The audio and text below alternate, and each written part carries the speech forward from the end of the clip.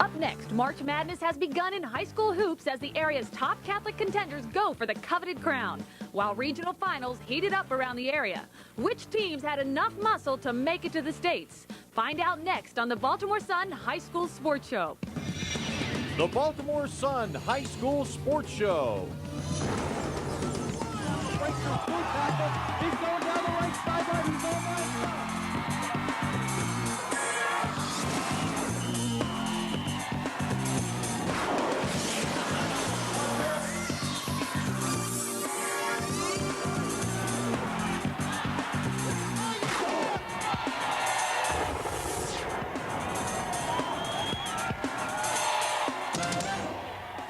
Today's show is brought to you by the Baltimore area Toyota dealers, Best Buy, Dick's Sporting Goods, Geico, and Papa John's. Hi, and welcome to the Baltimore Sun High School Sports Show. I'm Jerry Bembry, sports writer with the Sun. Second-ranked Seton Keel went into the Catholic League tournament looking to win back-to-back titles. To do so, the Gators first had to get past 6th-ranked St. Mary's, a veteran team with 5 returning starters. Could Seton Keel win their 5th championship of the 1990s? Let's take a look. The number 6 St. Mary's Saints sprinted into the Towson Center for the Catholic League Tournament Championship, looking to finally get a W over Denise King and the number 2 Gators of Seton Keel, who had previously beaten them 3 straight times. The Gators looking for their 2nd straight tournament championship, the Saints with 5 starting seniors looking to deny. Defense was the key to this contest throughout. The Saints' Amy Mulligan picking off this pass and giving the outlet to Terry Daniels, who finds a trailing Emily Lipton, who draws the foul and sinks the bucket to move the Saints out in front. The Gators' Nikki Brown would answer back, however, with this jumper just inside the 3. She ended the contest with 5. All-out hustle by the Gators' Sarah Walsh, who gains control of the ball and gets it to Denise King, who fires up this 3-point arrow for the bullseye. And the Gators open up a comfortable 8-point lead going into intermission. In the second half, the Gators would keep the pressure on the Saints, led by King, who was the game's high scorer with 14. Keisha Blackwell would add 9 of her own as the Gators from Seton Keel cruised to victory for their 26th win of the season and the Catholic League tournament title. It's also the Gators' 5th tournament title this decade. Now let's take a look at some other results on the Geico Direct scoreboard.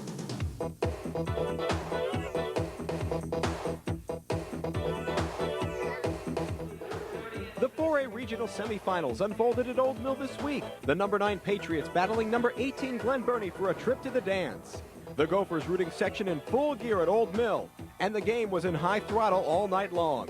The Gophers with the inside track early on with this follow-up by George Schneider. He finished with 18 on the night. The Patriots' Tim Smith shot on target throughout the contest. He would end up the game's high scorer with 19 points. Teammate Jason Galloway, who was recently named to the All-County 6th-man team, puts in 3 of his own as Old Mill tried to stay close to a Gopher team, which took a 9-point lead into the half. After the break, guard Noel Cruz puts the Patriots back in action with a nice drive to the bucket for 2 of his 6. But Owen Gaither answers right back to keep the margin at 8. The Patriots battled back with the help of this 3-point play by Montez Henson, and the game was deadlocked at 31. Then the Patriots stepped things up even more, outscoring the Gophers 18-7 heading into the 4th. Despite hitting only 26% from the field on the night to Glen Burnie's 43%, the Patriots advance to the regional championship and face a tough Meade squad in the final.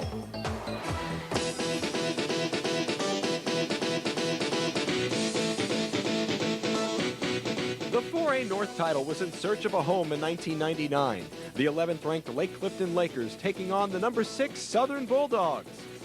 Colin Murdoch gets it going for Southern after the nice feed from Nathaniel Fields. The Lakers, though, will catch Southern napping on defense. Here, Dale Bird hits the wide-open jumper. Southern's Isaiah Johnson checks in next. He'll drain the lengthy 3 to give the Bulldogs the early advantage. And the Dogs continued with more bite than bark, courtesy of Darrell Dorsey's scoop to the hoop. It was a stellar night for standout Tion Carroll of Lake Clifton. Here come 2 of his game-high 19 points. Southern gets the good follow-up from Colin Murdoch to keep things close. Lake Clifton up 19-17 at the half. Tion Carroll starts off the 3rd in fine fashion with a 3-pointer. but Southern responds with force. Colin Murdoch slams home a pair following the turnover. The Lakers, though, begin to assert their dominance underneath. Brandon Houghton cleans up after the miss. Then it's Javis Wiggins canning the 8-footer. Lake Clifton comes up a winner over Southern 53-41. They'll head to Cole Fieldhouse in the state semifinals. When we come back, we'll have highlights from the Catholic League Boys Basketball Championship. It's number 3 Spalding against St. Francis and Dick's Sporting Goods Big Game of the Week. And it's next on the Baltimore Sun High School Sports Show.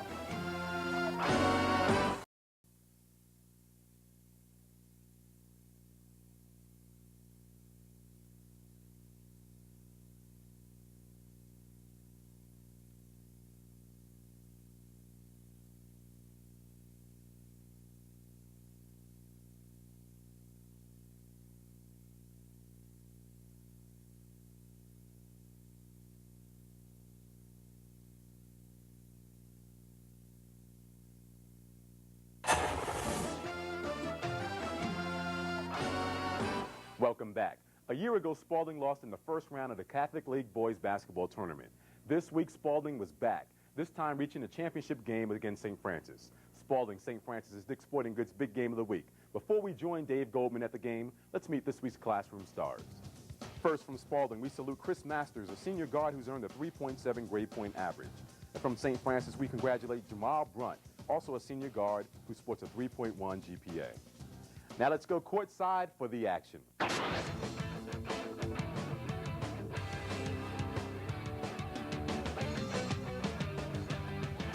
The Baltimore Catholic League tournament was pared down to 2 as the 5th-ranked St. Francis Panthers at 12-9 squared off against number 2 Archbishop Spalding.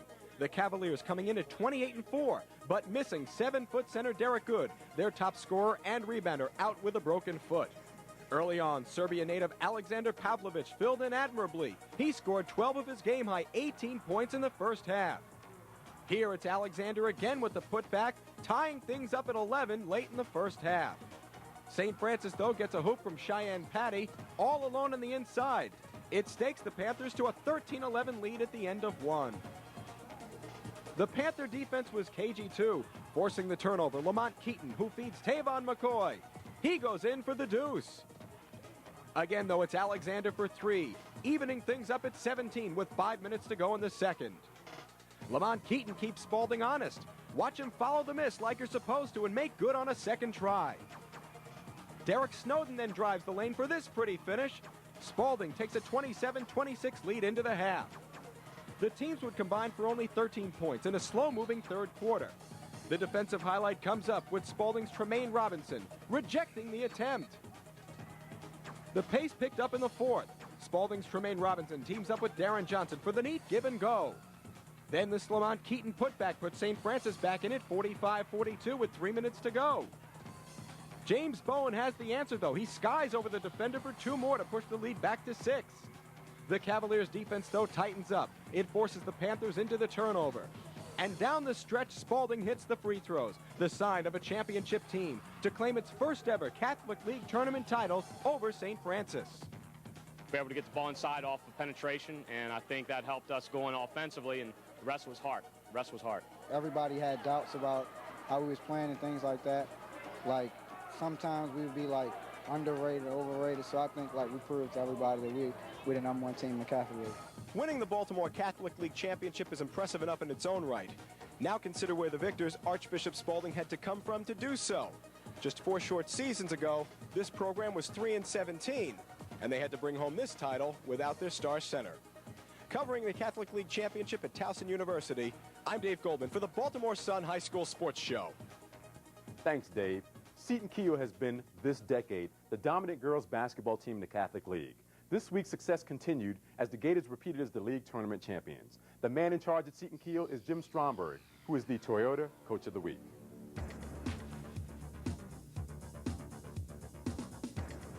Every day we come to practice, we talk to our kids about being better than they were the day before. I can't remember in the 5 years since I've been here that we've actually talked about going into a game that we need to win this game. It's always been, can you be better than you were the day before? And if you are, then the winning will kind of take care of itself. And winning is exactly what Jim Stromberg has grown accustomed to in his 20 years of coaching. 14 as an assistant at Mount Hebron, and 5 at Seton Keogh. And this year, winning was doubly sweet for Stromberg as the Gators captured both the regular season and Catholic tournament crowns. The first time ever for Jim, but it was a demand he placed on himself as well as his team. It's very demanding. But I think the kids, want to be pushed. I think they want to have goals set for themselves. I think when they make mistakes, they don't want it just to go by. They want someone to say, hey, no, I think you should do it like this. And we're not always right, but I think our record of success speaks for itself. As does the joy Jim Stromberg feels doing what he loves. I'm not sure I'm the best coach as far as X's and O's and maybe how to shoot the ball the right way all the time. When our kids are out on the floor, I think they mirror a little bit that, I'm intense about it. I have a passion for it, and I want them to do well.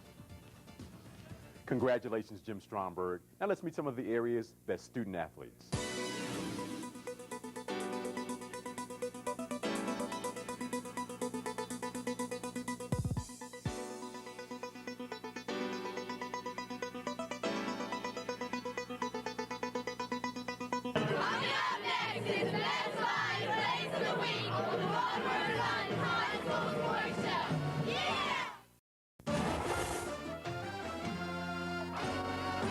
Now it's time to honor our Toyota male and female athletes of the week.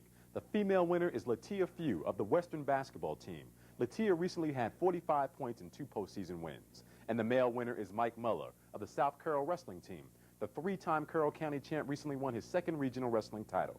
We congratulate Latia and Mike, the Toyota athletes of the week.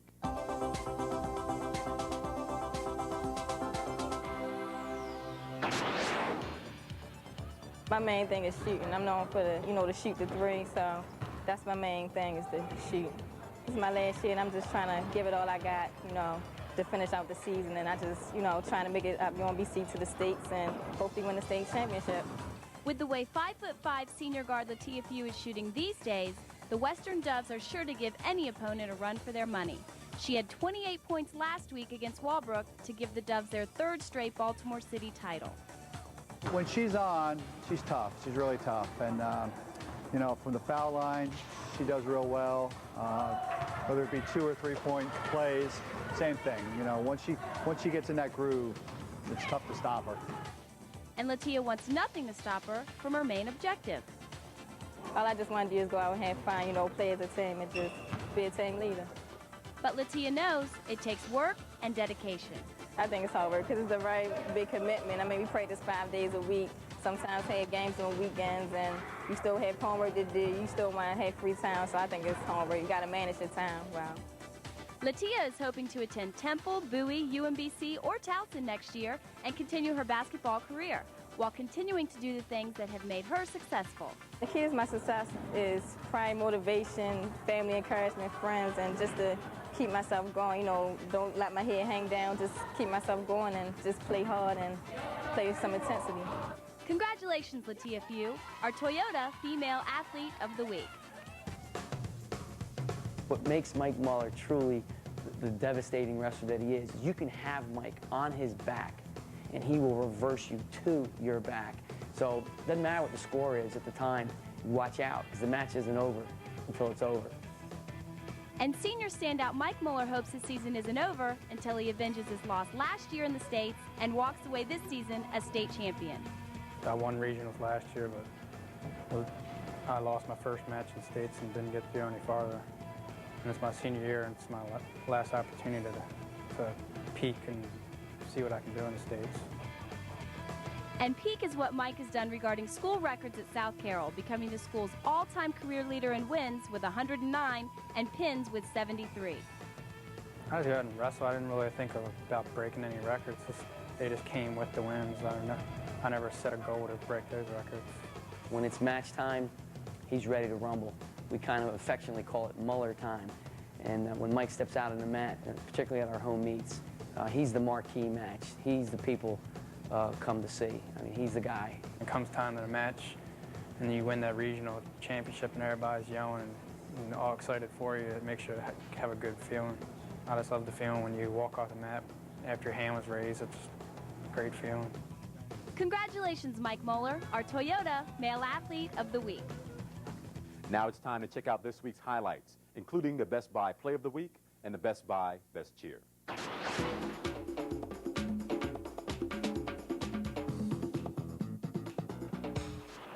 Our menu today begins with a nice dish from Glen Burnie's Brian Kellner to George Schneider, who goes up strong off the glass for the deuce.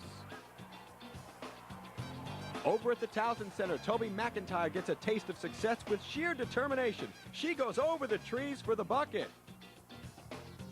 Picking up the pace, we head over to Old Mill for some stuffing and a nice save by Derek Thorney. And the breakaway layup by Ray Cromwell, who brings the Gopher fans to their feet. But our main course today features a delicacy. Spalding defenders go for the loose ball. It gets away, but a sprint and tremendous save by Derek Snowden, who flips it back to Darren Johnson, spotting Tremaine Robinson underneath for a sweet jam. It earns our honor as the Best Buy Outstanding Play of the Week. Our Best Buy Best Cheer comes courtesy of Old Mill High School. You are now nominated to be honored as the Best Buy Cheerleaders of the Year. Congratulations, ladies.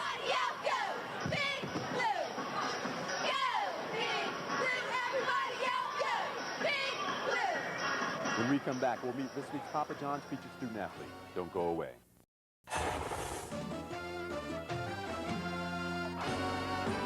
Welcome back. In Chante Alexander's 4-year basketball career, the senior has led the Milford Mill Millers to 4 county titles. Let's meet Chante Alexander, the Papa John's featured student athlete.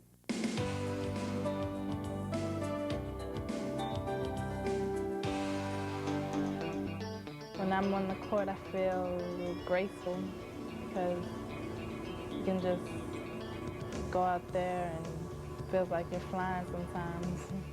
And Chante Alexander has soared on and off the court the past 4 years at Milford Mill. An honor student with a 3.7 GPA, she's a 2-sport all-county second-teamer who has led the Millers to 3 straight Baltimore County titles.